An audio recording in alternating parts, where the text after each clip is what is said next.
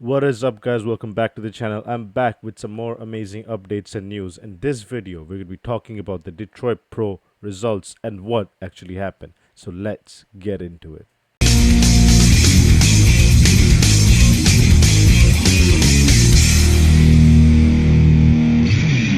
So we have, well, it's not exactly a surprise, but in the open division, we have William Bonac clinching the first prize.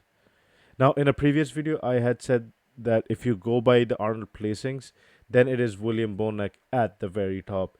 And he did just that. He got perfect scores. And in my books, I had William Bonac written off to be the winner of the Detroit Pro. Now, show after show, whether that's at the Arnold or if it's the shows before or whether it's a Detroit Pro, William has shown improvement in every show that he has done. The Conqueror has proven why he's one of the best athletes that out there in the open division. Now, safe to say that he did dominate the entire lineup once they were all when the top five was called out. He dominated all of them. Now, that's not to say that he was perfect. His midsection could definitely use a lot of work. It is a bit too wide when you take a look at it from this angle. But he was definitely much better than the other four competitors in the top five callouts. Now, James Hollingshead probably is a bit upset with his placing. Everybody comes in to sort of win the show, get their Olympia qualification, but James Hollingshead came third, which is not exactly that big of a surprise. Um, Given how his onstage look, it was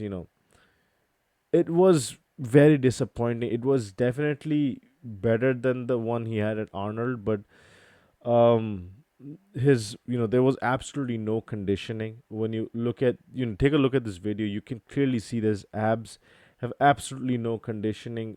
Although I'll give it to him, he does look very big and much bigger and more fuller than he did at the previous show, which is the Arnold. But yeah, his conditioning was definitely not on point. His midsection lacked any sort of definition. His back, no definition there. And if honestly, in my opinion, if you ask me, I think Ronald Gordon should have gotten the third position. But the reason that he didn't was because Ronald is so big. I mean, for his size, he has not filled out his frame yet. I mean, we have tall bodybuilders, we have the likes of Samson Doda, but then again, not everybody is a genetic freak like Samson Doda. Ronald has still some time before he fills out his entire structure. So when you compare on that level, yeah, I guess James Hollish should deserve the third, but Sassen, well, definitely he stole the show. He definitely deserves second, without a doubt.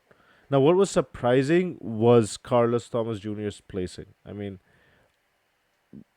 I don't know. I don't know what went wrong with him, to be very honest.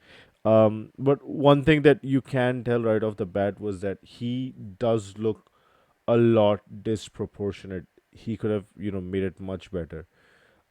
His back is weak again with almost no definition at all.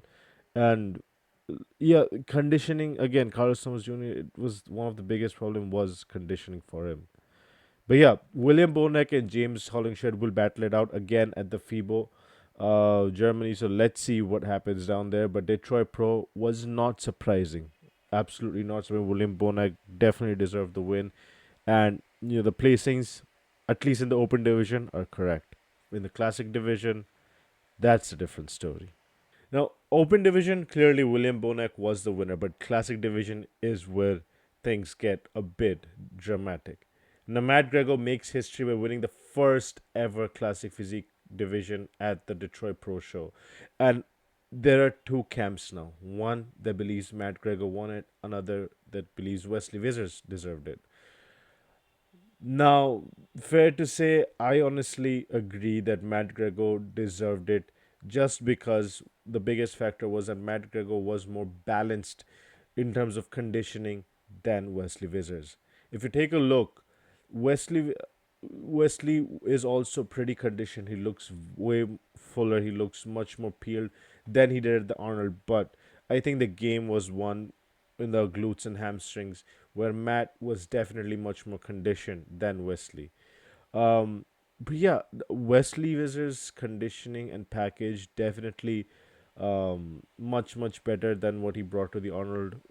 It's not the best. If it was the best, I don't think any would have stood a chance.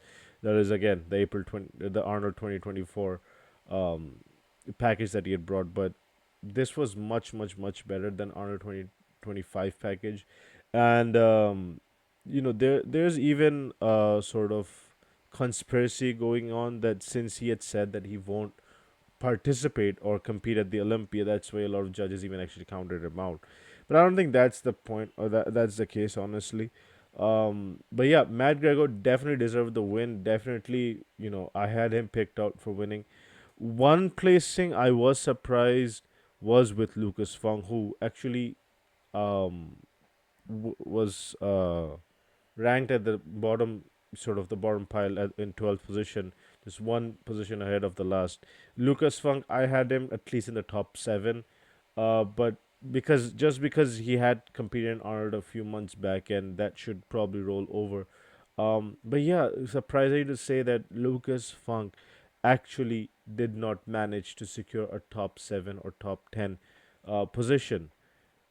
Interestingly, Jack Eagles, who sort of tanked in his pro debut by coming seventh at the Fit World Pro, placed fifth at the Detroit Pro against a much tougher lineup. So and honestly, when you compare the two footage, what happened at Fit World Pro versus this, I think there's a clear, um, distinction when it comes to conditioning and when it just comes to overall fullness. But yeah, I am very happy Jack Eagles. I'm a big fan of his, and I'm so glad that he actually plays in the top five at the Detroit Pro.